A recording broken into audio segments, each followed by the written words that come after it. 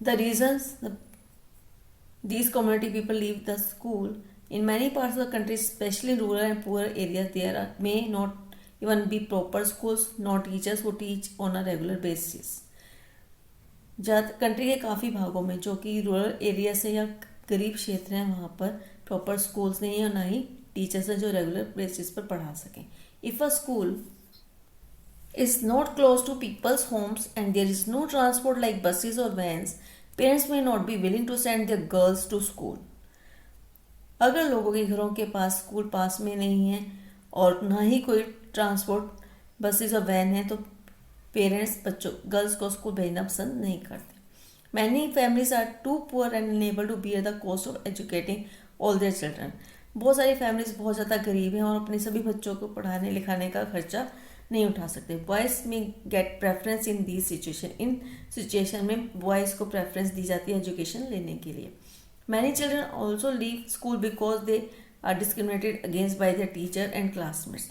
और कई बच्चे इसलिए भी स्कूल छोड़ देते हैं क्योंकि उन्हें उनके टीचर्स और उनके क्लासमेट्स डिस्क्रिमिनेट करते हैं.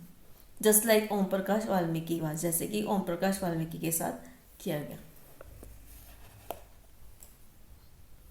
Student, this is a bar graph made on the basis of the table on the census of 2001. Primary class के बच्चे जो स्कूल छोड़ देते हैं उनको इसमें दिखाया गया. The first 2% have been done in this bar graph. That is you can say all the boys are 34% and the SC boys 37%. The rest of the bar graph you have to make of the other percentages. For the girls you have to make this bar graph, complete this. This is your activity. Women's movement. Women and girls now have the right to study and go to school. There are other spheres like legal reform, violence and health.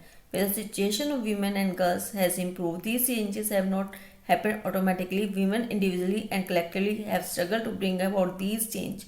This struggle is known as the women's movement. Individual women and women's organizations from different parts of the country are part of the movement. Many men support the women's movement as well.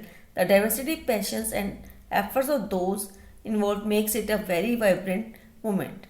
Different strategies have been used to spread awareness, fight discrimination and seek justice. Here are some glimpses of the struggle. Women और girls के पास school जाने और पढ़ने का अधिकार है.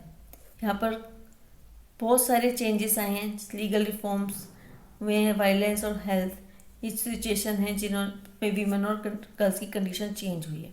ये changes automatically नहीं आए. वीमेन एक स्वयं या ग्रुप्स में इसके लिए स्ट्रगल किया है इस चेंज को लाने के लिए. इस स्ट्रगल को ही हम वुमेन्स मूवमेंट कहते हैं. इंडिविजुअल वुमेन और women's organization different parts country में इस मूवमेंट का पार्ट बनी. बहुत सारे मैन भी जो कि वुमेन मूवमेंट में उन्होंने साथ दिया. डाइवर्सिटी, पैशन, एफर्ट्स ये सभी चीज़ों के साथ मिलकर एक मूवमेंट चलाया गया और डिफरेंट स्ट्रेटजीज बनाई को यूज़ किया गया अवेयरनेस जगाने के लिए, लोगों को जागरूक करने के लिए. डिस्क्रिमिनेशन के खिलाफ लड़ाई की गई और जस्टिस की डिमांड की गई. और तो यहाँ पर हम कुछ स्ट्रगल्स के बारे में डिस्कस करेंगे नेक्स्ट वीडियो में.